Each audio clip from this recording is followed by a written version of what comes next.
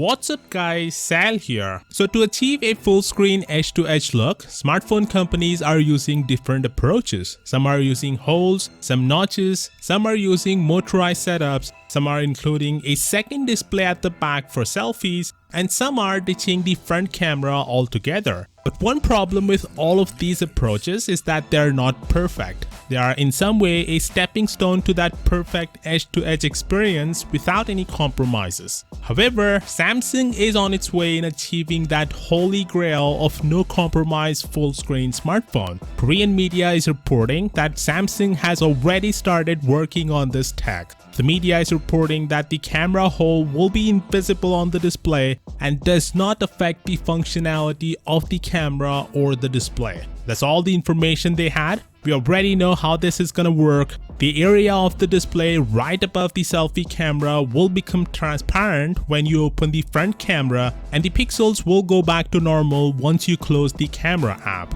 Samsung will have to use a mixture of regular and transparent OLED. This is not an easy thing to do. If anyone could do it, it's Samsung because they have the expertise and resources, and simply put, no one comes even close to Samsung when it comes to the smartphone display. It's almost guaranteed at this point that the first smartphone with this coveted technology will be of Samsung's, and my guess would be the Galaxy S12.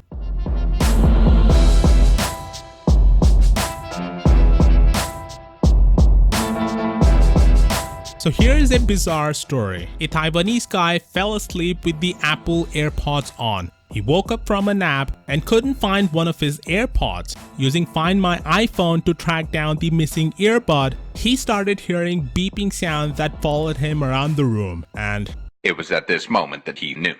He f***ed up. He realized he made a serious mistake. The AirPod was in his stomach. He accidentally swallowed it while he was asleep. Upon realizing this, he went to the doctors. X-rays revealed that AirPod was working its way through his digestive system, so they gave laxatives, and the next morning he pooped it out. And the incredible thing is the AirPod still worked. The guy says it still had 41% battery, but probably sounded like shit though. First of all, kudos to this guy for putting that thing back in his ears. If I were him, I wouldn't even bother looking at it and just flushed it away. Second of all, how on earth does that even physically happen? This story sounds like a complete and utter BS to me, especially the part where he says he didn't realize that it was there in his stomach until he decided to track the device and hit the play sound option. The thing is, Bluetooth won't work in the stomach. The layers of flesh and fluids in the body would make it difficult for the signal to get to the AirPods in the first place. If you want to try it out yourself,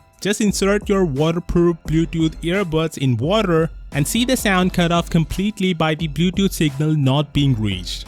Anyway, real or not, it's a funny and bizarre story nonetheless. And don't even try replicating this, as exposure to the lithium-ion battery could cause a serious rupture in the intestines. That said, let me know your thoughts on this down in the comments, and I'll see you tomorrow. Peace out.